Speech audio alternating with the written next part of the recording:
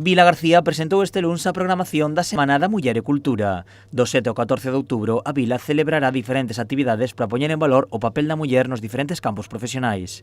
Esta edición estará dedicado ás mulleres poetas. Ao longo de 2 días de actividades, onde se compaxinan obradoiros e accións de rúa e tamén no Salón García, pois a idea deste ano é promocionar o papel das poetisas galegas das poetisas galegas.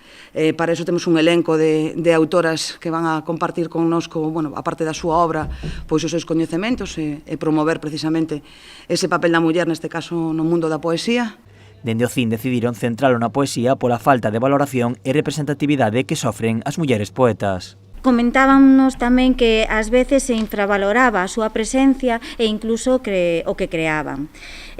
Tamén chegamos á conclusión de que, falando coas poetas coas que estivemos traballando, que se observaba a persistencia duns cánones que se exixían ás mulleres, sobre todo en canto á idade e o corpo.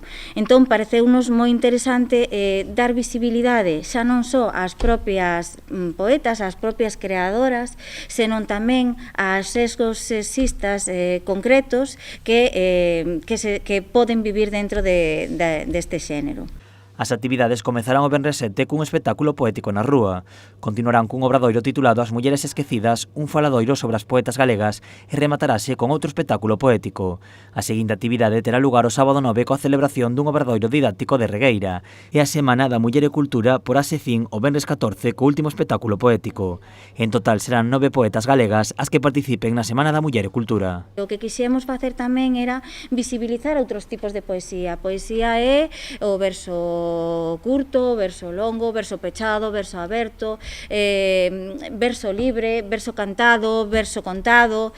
Entón, quixemos visibilizar outros tipos de poesía e a presenza das mulleres neses outros tipos, en todos os tipos de poesía.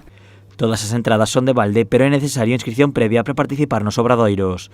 A inscrición pode facerse nas instalacións do CIN e de forma online.